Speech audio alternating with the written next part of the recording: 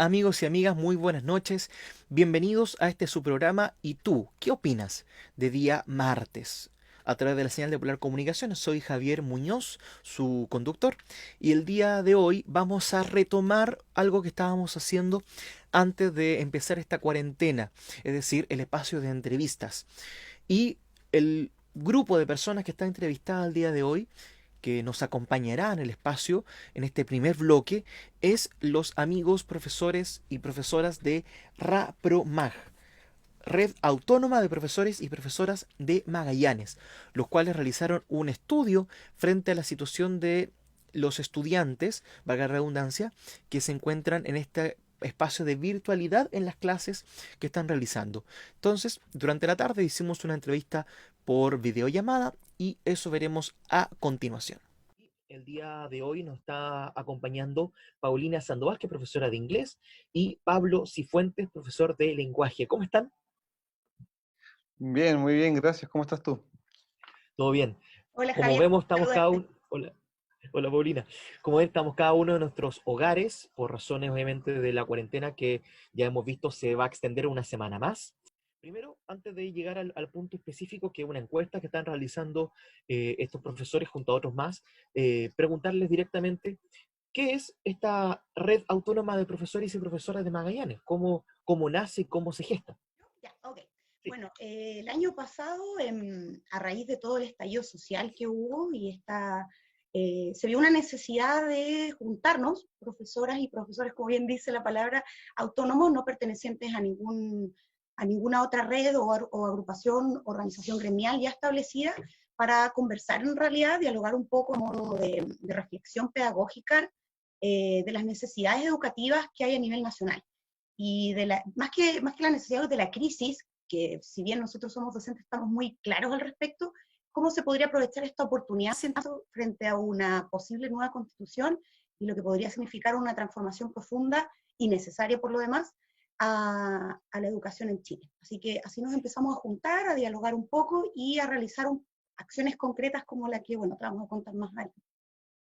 O sea, Paulina, en primer orden, esta situación está en el contexto de la que se vivió el año pasado, del 18 de octubre en adelante.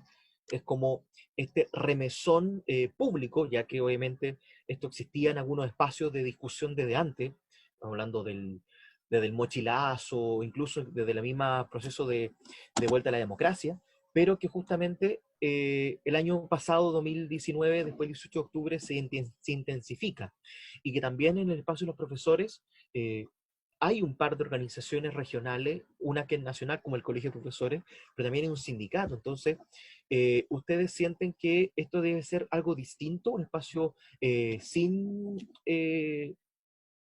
prescindir de estos dos lugares iniciales? Sí, de hecho, eso es como nuestro objetivo principal, fue abrir un espacio nuevo, donde muchas profesoras y muchos profesores de distintos estamentos, porque algo muy importante de Repromar es que es muy diverso, eh, abrió como una puerta, se podría decir, un espacio para aquellos profesores que no estábamos o no nos sentíamos quizás identificados o representados por estas entidades, por ejemplo, que tú nombras. Eh, y por lo mismo, en base a esa como representación de diferentes estamentos, de diferentes, por ejemplo, tipos de establecimientos, tanto públicos como privados, subvencionados, universitarios, eh, sacar algo más, por así decirlo, nuevo. Porque si en realidad, como tú manifiestas, hay situaciones, sobre todo en educación, que se vienen arrastrando de hace muchísimos años, incluso antes de que nosotros saliéramos de la universidad. Entonces, al ver esto, y si hacemos como un paralelo a lo macro que está pasando en el país, que está pasando ya desde el año pasado y antes, no era solamente una problemática, sino que era algo de arrastre hace muchísimos años atrás, por lo tanto, como en un buen chileno se podría decir, hay que cambiar la cosa de raíz. Entonces, para eso se necesita, nosotros pensamos savia nueva, ideas que vengan desde la diversidad del universo de educación y no solamente de un grupo que de repente no es por ahí tan significativo ni representativo, vuelvo a decir, para todos y todas. Pablo, y sobre la misma pregunta, ¿tú cómo sentías antes de esta red de la cual eres parte?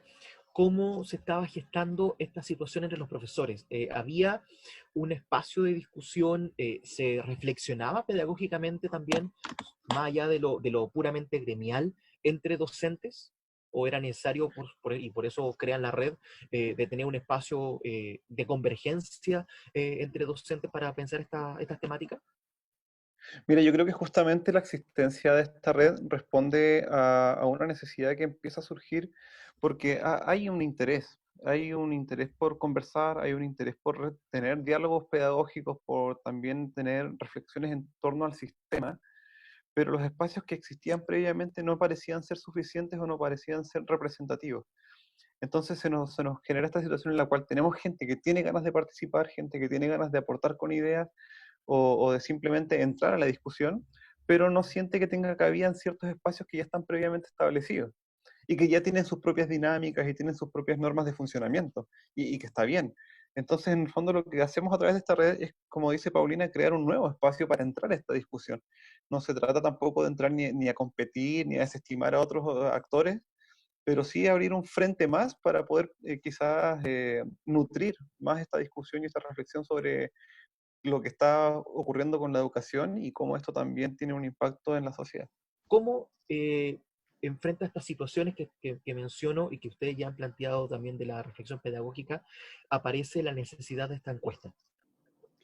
Sí, mira, nosotros, bueno, desde octubre del año pasado seguimos trabajando, nos reunimos, bueno, ahora obviamente virtualmente, Ujú, eh, a conversar, ¿cierto? A veces incluso de nuestro mismo contexto educativo, cómo hemos llevado las cosas, y vimos como una necesidad y capaz una oportunidad en realidad de hacer una radiografía a la realidad educativa que se está viviendo en específicamente esta pandemia mundial.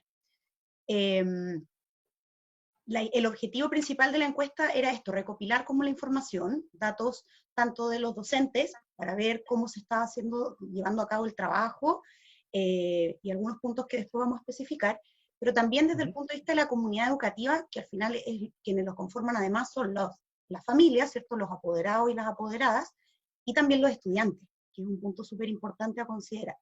Y luego de tener esta radiografía, que en realidad la hicimos a nivel nacional, pero hay que decir que la gran mayoría se concentró acá en Magallanes, en Punta Arenas Ok. específicamente, poder analizar un poco cómo esto nos puede servir para tirar líneas, ¿cierto?, a la proyección de lo que se viene. Como tú bien mencionas, el sistema educativo todavía se encuentra muy arraigado en metodologías incluso que son pasadas y que algunas incluso son efectivas. ¿Ah? Yo tengo que decir eso, no tengo nada, hay cosas que pueden funcionar eternamente en educación y creo que quienes somos docentes lo sabemos, pero aún así esto nos da luces de algunas cosas tanto a nivel de sistema, algunas asunciones también a nivel familiar, y donde ahí se produce un poquito de desconexión. Y yo creo que eso es algo sumamente valioso como insumo, pues nosotros desde Rapromar creemos o tenemos la gran mayoría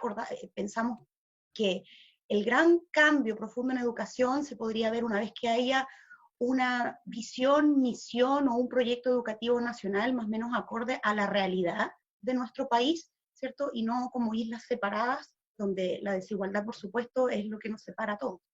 Y Pablo, antes de ir de lleno a la encuesta, eh, en estos primeros días, pensando en el mismo día 16 de marzo y la semana siguiente, eh, quizás teníamos muchos, y me incluyo también, yo trabajo en el sistema público, la imaginación o como un punto sentado de que los estudiantes tenían acceso a las redes y acceso a Internet, y que los primeros días cuando se comenzaron a subir las guías o las citaciones para poder hacer clases online, nos dimos cuenta que eso no era tan efectivo. ¿Cómo fue el caso tuyo, Pablo, como docente, y cómo después esto gravita en hacer este tipo de estudio para poder confirmar lo que eran las sospechas iniciales? Mira, yo creo que son varias cosas que hay que tener en cuenta en ese sentido. Primero, como dices tú, nosotros partimos desde el supuesto de que los estudiantes en general o en su gran mayoría tienen acceso, pero con el correr de los días nos vamos dando cuenta que muchas veces, no sé, pues, por ejemplo, este acceso está a través de celulares con planes de datos que son limitados, que muchas veces no les sirven para acceder a una plataforma. En mi caso súper particular, yo trabajo con una plataforma en línea que me permite ir subiendo guías, me permite ir subiendo material y puedo tener también una retroalimentación con los estudiantes de esa manera. Pero, por ejemplo, me fui encontrando con que un montón de estudiantes no podían acceder a la plataforma desde sus celulares o que no les cargaba bien el contenido, entonces tenían que descargarlo de una manera o sacarle fotos a las pantallas, ¿cierto? Y después lo pasaban al cuaderno y me mandaban fotos del cuaderno, mientras otros podían entrar muy bien a la plataforma digital.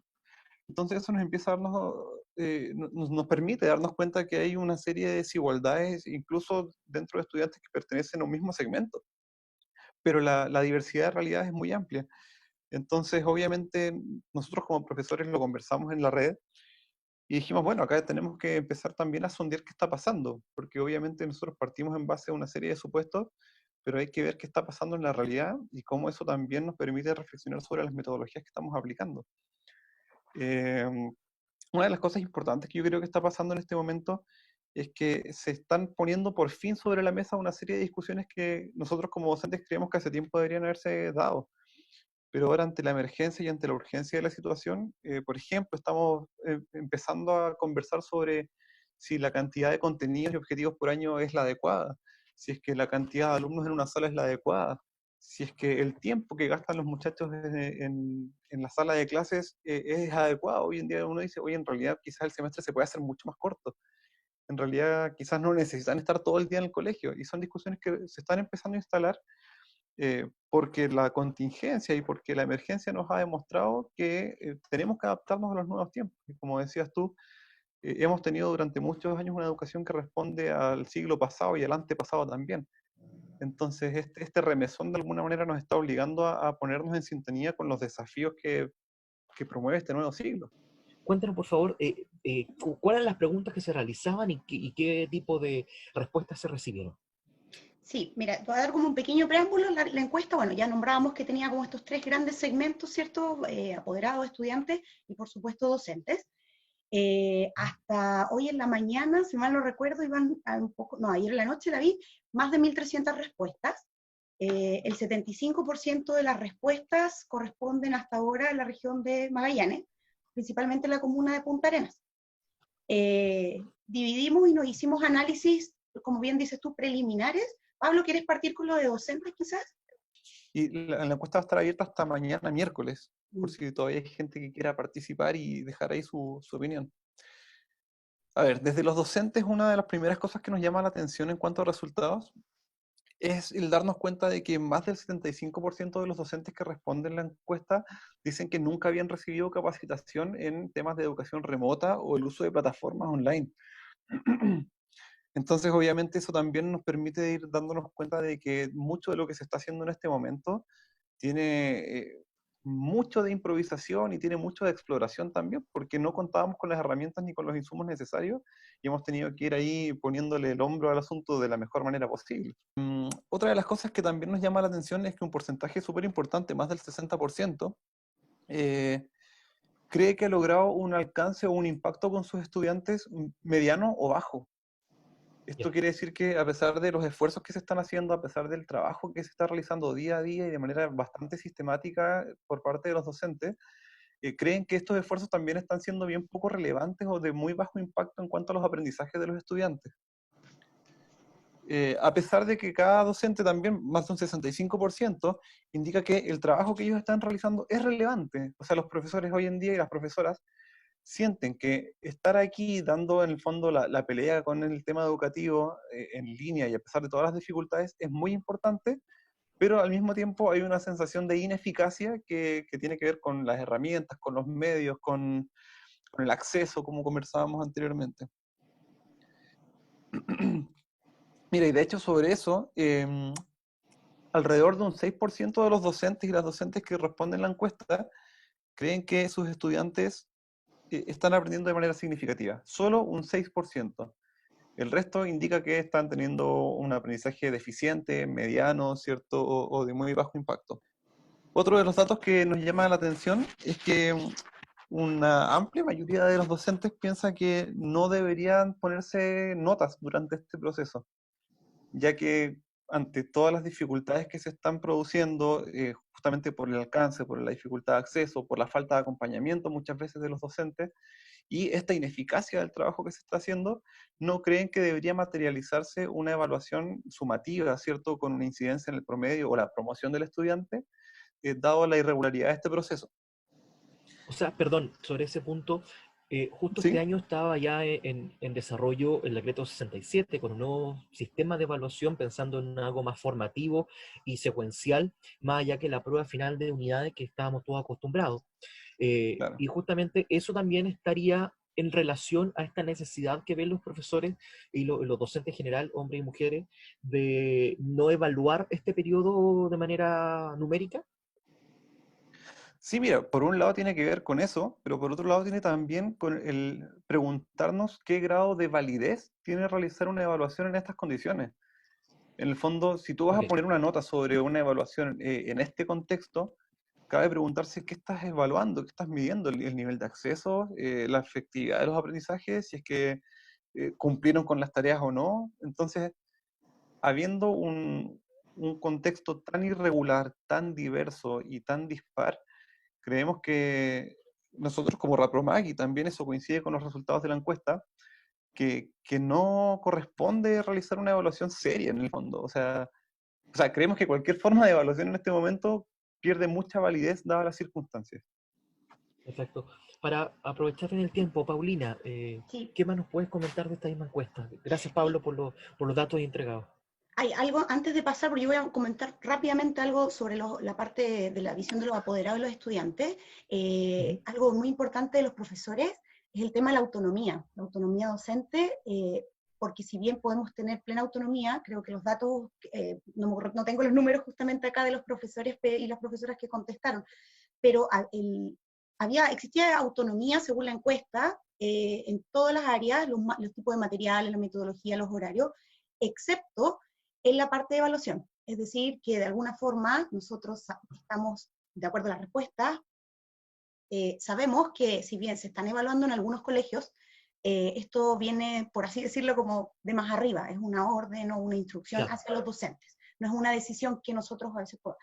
Obviamente hay que hacer una diferencia, esta encuesta, como dijo Pablo, dura hasta mañana, pero nosotros tenemos más o menos la idea de después volverla a hacer, reestructurarla un poco, sí, porque como bien tú mencionas, hay colegios que comenzaron de inmediato con el sistema en línea y hay otros que están un poquito más desfasados. Entonces igual va a ser Ujú. más interesante en adelante comparar los datos a ver cómo se va dando todo esto. Eso. Perfecto. Bueno, sobre los apoderados, a mí, bueno, lo más interesante para mí de analizar la parte de los apoderados y las apoderadas fueron los comentarios. Recibimos más de 290 comentarios y que generalmente en la encuesta eso no pasa, la gente deja en blanco los comentarios, porque es como, Claro. pero hubo muchos momentos de poder hacer tipo quizás ¿cierto? Dejar una pequeña catarsis capaz, o también por ahí alguna inquietud, porque había muchas preguntas también, eso es interesante, porque hay mucho caos, mucha improvisación, como bien dijo Pablo, y es diferente en cada sector, entonces frente a eso quedamos como muy, muy impactados. Ahora, lo que nosotros hicimos fue unir los resultados numéricos, que quizás no son muy impactantes, pero al ligarlos con estos comentarios hace más sentido. Ujú. Bueno, lo primero que a mí me gustaría destacar es que de los apoderados, que hasta anoche eran alrededor de 700 apoderados y apoderadas, de ese total, más del 85% son mujeres, madres apoderadas de los y las estudiantes, que es algo bastante, que nosotros lo vemos en la realidad, pero es diferente cuando uno lo ve en número, la presencia. Exacto. Luego de eso, la gran mayoría, el 70% alrededor de ellos eran de educación básica, ¿ya? Y de estos estudiantes, solo un 20% manifestaron que su hijo o hija tiene alguna necesidad educativa especial. Nosotros incluimos esta pregunta porque queríamos saber si es que había un seguimiento detrás, cómo habían vivido un poco más o menos la situación, porque no es lo mismo, ¿cierto? Tener un material y darle a tu hijo que puede tener cierta autonomía. Esta encuesta era para estudiantes de séptimo a cuarto medio, a si tienes un estudiante en tu casa que realmente necesita un apoyo adicional, ¿cierto? Alguna adecuación y todo eso. Y frente a eso, la respuesta fue bastante positiva. De hecho, muchos de los comentarios hacían agradecimientos directamente al profesor jefe. o a los profesionales que trabajan, por ejemplo, en los colegios que tienen PIE, al PIE, o a los profesionales que trabajan en otros lugares que no tienen PIE, pero cumplen la misma función. Así que manifestar eso, o sea, de retransmitir lo que los apoderados manifiestan.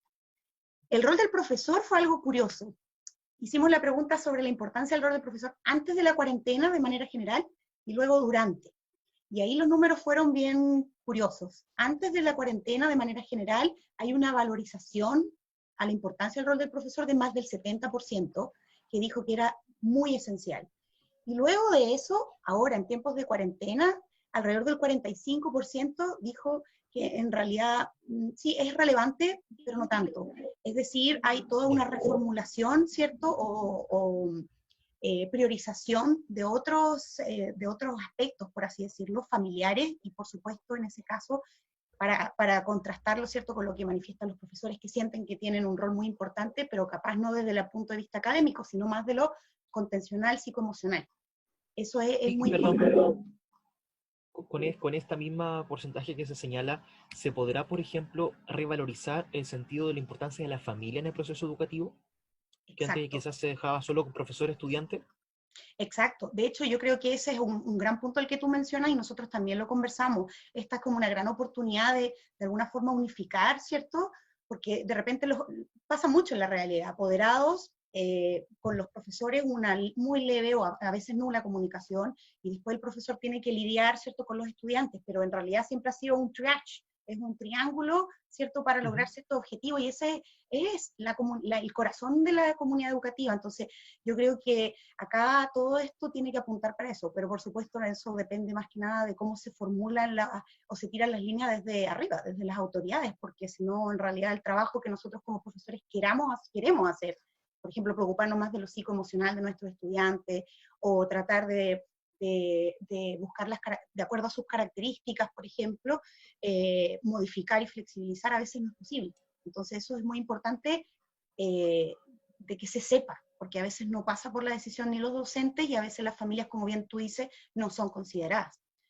Entiendo. Oye, que quería hacer una pequeña observación Sí, o Pablo. una acotación en realidad, que lo que mencionaban recién con respecto al rol de la familia en la educación, se repitieron hartos comentarios también dentro de la encuesta de apoderados y apoderadas que decían, por ejemplo, que no estaban preocupados en este momento de hacer las tareas y en realidad como que no era un tema en la casa en este momento, porque estaban en realidad preocupados de pasar tiempo como familia o de aprender otras cosas o darle un enfoque distinto a los días de encierro, y que en realidad en este momento para muchas personas en este momento la educación formal, digamos, y académica no era una prioridad.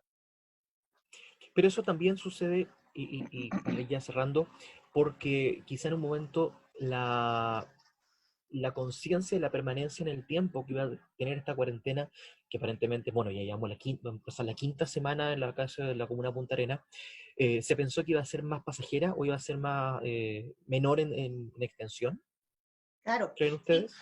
Por eso es interesante lo que va a pasar como de ahora en adelante también. O sea, esta encuesta dio como una radiografía inicial, es como cuando vas al doctor, ¿cierto? Y Claro, después del tratamiento vamos a ver qué pasa. Van a haber muchas adecuaciones seguramente y esperamos que sea así porque de acuerdo a la información que recopilamos, sobre todo porque sé que estamos con el tiempo por el tema de los estudiantes.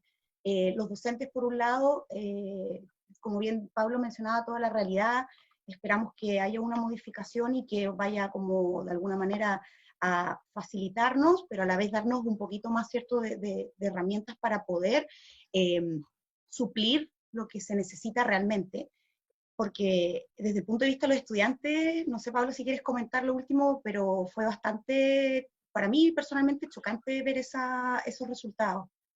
Eh, Sobre todo la Sí, parte psicoemocional. Pablo, te dejo eso porque...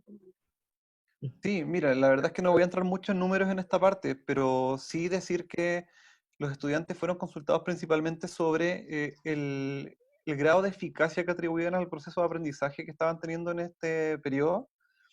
Y, por ejemplo, del rango de 1 a 5 que nosotros les dábamos, donde 1 era muy ineficaz y 5 era muy eficaz, ese grado 5 tiene creo que un 1,1% de las respuestas, prácticamente nada.